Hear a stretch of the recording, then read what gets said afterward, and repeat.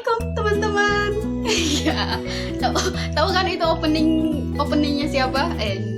Openingnya Ria Ricis ya. Tapi kita nggak boleh sama, kita harus beda. Boleh ya?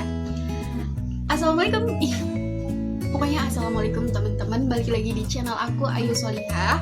Kali ini aku bakal ngasih tahu solusi buat kalian yang masih jerawatan. Ini yang simple-simple aja gitu, karena hidup kita udah rumit gitu. Jangan dibuat rumit,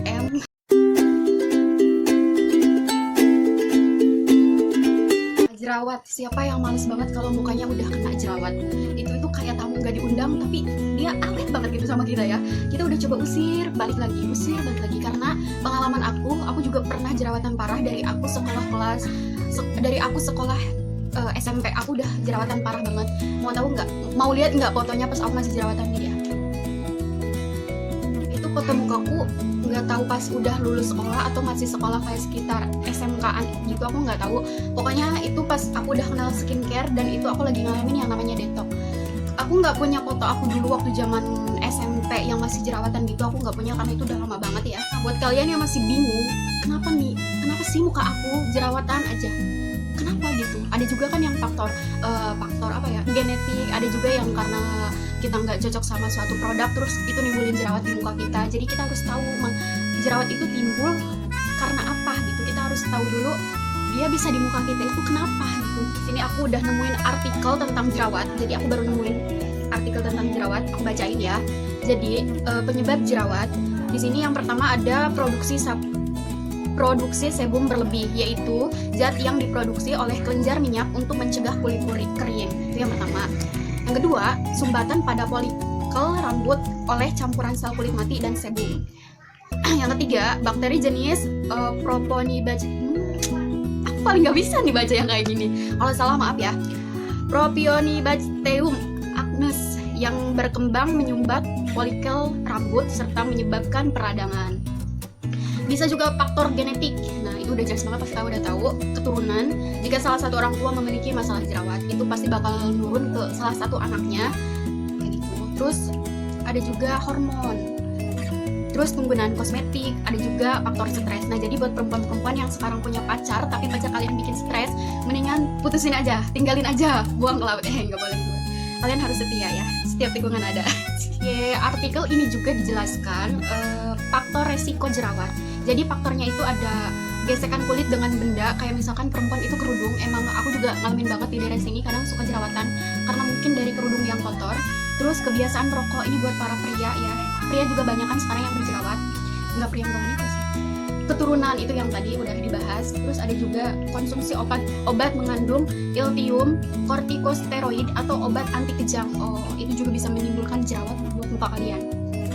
Ada juga masa pubertas, kayak akibat peningkatan aktivitas hormon testosteron yang memicu kelenjar minyak menghasilkan sebum dalam jumlah lebih banyak. Itu juga bisa menyebabkan jerawat. Nah, buat perempuan nih, penggunaan kosmetik yang nggak cocok itu bisa banget ngaruh buat muka kalian. Jadi kalian harus hati-hati pilih-pilih kosmetik yang cocok buat muka kalian. Nah, ada juga perubahan hormon, misalkan menjelang menstruasi, ini juga yang dialamin kaum wanita. Atau 3 bulan pertama masa kehamilan itu bisa juga, atau akibat PCOS. Aku nggak tahu itu apa. Kalau kalian pengen tahu lebih jelasnya, kalian bisa cari tahu langsung di Google. Ada juga akibat stres nih ya.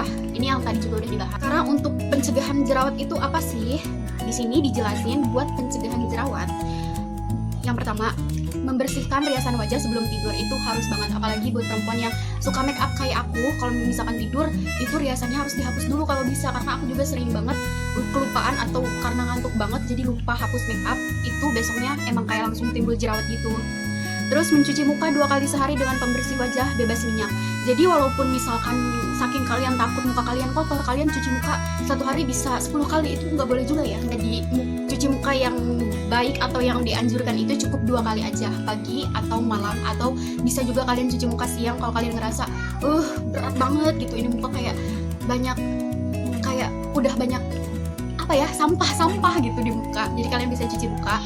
Terus bisa menghindari pemakaian yang terlalu ketat. Pakaian yang terlalu ketat. Ini ngaruh ya, aku baru tahu ini ngaruh. hindari produk kosmetik yang mengandung minyak, khususnya yang muka kalian yang udah oily, yang udah berminyak. Kalian harus hindari pemakaian kayak produk yang oily juga gitu. Terus menjaga kebersihan tubuh dengan selalu mandi setelah beraktivitas. Jadi kalian sebelum nyari obatnya, kalian harus tahu dulu nih penyebab jerawat di muka kalian itu sebenarnya apa. Aku juga sempet kok bingung parah banget, sempet stres dari pas aku jerawatan banyak itu, aku stres banget. Nggak tahu juga nemuin obat yang cocok itu susahnya minta ampun, karena walaupun cocok di si A ternyata di si B nggak cocok, karena tiap muka kan itu beda-beda ya. Nah, setelah pencarian yang cukup panjang, akhirnya aku nemuin obat jerawat yang emang bener menurut aku ini ampuh, super ampuh banget. Tada! Ini dia. Kalau kurang jelas, ini dia fotonya. Nah, mungkin sebagian orang udah tahu obat jerawat ini Repaquin, ada di apotik. Kalian ini, tapi aku nggak tahu ini masih produksi atau enggak di apotik, karena terakhir aku beli mungkin sekitar zaman aku masih sekolah SMK, atau berarti 2 tahun yang lalu. Ini aku beli dan ini bekas aku pakai. Pertama, aku tahu obat jerawat ini dari temanku, karena temanku ada yang berhasil ngatasin jerawatnya, yang jerawatnya juga sama kayak aku, yang lumayan parah banget. Katanya dia pakai ini dan hasilnya memuaskan, maksudnya jerawatnya itu bisa hilang gitu. Nah, apa aja sih kandungan yang ada di Repaquin ini? Aku juga buka artikel. Nah, Repaquin ini obat untuk mengeringkan hiperpigmentasi atau bercak-bercak gelap pada kulit yang disebabkan oleh kehamilan. Obat-obatan hormon, pil KB, atau peradangan seperti bekas jerawat. Jadi ini berarti bagus untuk bekas jerawat juga. Mengobati jerawat aktif. Obat ini merupakan obat keras yang memerlukan resep dokter. Jadi buat kalian mending kalau mau beli ini kalian harus dapat izin dari dokter dulu, karena waktu itu aku enggak ya, jadi aku cuma beli aja gitu di apotik dan itu masih bisa, tapi nggak tahu sekarang masih bisa atau enggak. Repaquin ini mengandung zat aktif hidroquinone sama tretionin dan fluocinolon acetodi.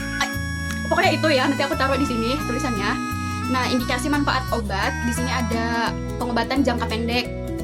Jadi obat ini tuh nggak bisa digunain jangka panjang. Jadi kalau misalkan kalian udah ngerasa jerawat kalian udah mendingan, ya udah kalian nggak boleh pakai lagi gitu obat ini. Nah, pemakaiannya juga cukup 1 hari sekali aja dan dipakainya cukup malam hari, karena obat ini tuh nggak boleh terkena sinar matahari. Aku tahu karena aku kan pakai ini udah lama banget gitu. Tapi obat ini tuh nggak boleh dipakai sama wanita hamil atau menyusui, karena emang kandungan yang ada di Repaquin ini tuh cukup tinggi banget. Sekarang ke obat jerawat yang kedua yang aku pakai setelah Repaquin, karena aku ngerasa Repaquin ini zat-zatnya terlalu tinggi dan dia juga bikin merah di muka, jadi aku beralih ke kelihatan gak sih? Ini sport gel. Jadi aku nggak beli ini, jadi ini yang beli kakakku. Aku nggak tahu ini belinya di mana. Nah, di sport gel ini dia ada keterangannya di belakangnya. Ini keterangannya, aku bacain ya.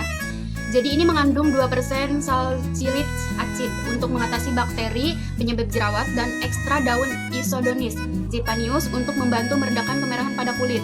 Nah, jadi yang tadi kan yang yang Repaquin ini itu dia buat muka kita merah. Kalau yang ini dia malah sebaliknya, dia malah bikin muka kita itu mengurangi kemerahan di muka kita. Terus cara pakainya bisa memakai pelembab. Oh, jadi ini bisa digabung sama pelembab, tapi kalau aku enggak. Usapkan tipis-tipis aja pada bagian wajah yang bermasalah. Jadi diusapinnya tipis-tipis aja gitu ya. Itu juga cukup ke muka yang kayak berjerawat, atau ini juga bagus untuk muka yang berutusan, karena waktu aku berutusan aku pakai ini, itu dia langsung berutusannya langsung kayak kempes gitu. Jadi itu dia tadi 2 obat jerawat yang dulu pernah aku pakai dan ini ampuh banget di muka aku. Semoga ini juga bermanfaat, atau ini juga ampuh di muka kalian. Kalian boleh coba, boleh juga enggak. Aku cuman mau share ke kalian tentang pengalaman akne aku. Untuk harganya, waktu itu aku beli ini sekitar 80 lebihan. Kalau ini aku nggak tahu karena ini dapat dibeliin dan adanya di apotik. Itu juga nggak tahu masih keluar atau enggak, karena dulu juga kalau yang Repaquin ini lumayan agak susah waktu itu. Jadi segitu dulu video aku hari ini, semoga bermanfaat buat kalian semua. Dan kalau kalian suka sama video ini, jangan lupa like, comment, and pastinya subscribe. Kalau kalian gak subscribe, aku doain kalian jomblo. Makanya kalau nggak mau jomblo, kalian harus subscribe. Oke? Bye, sampai ketemu di video selanjutnya.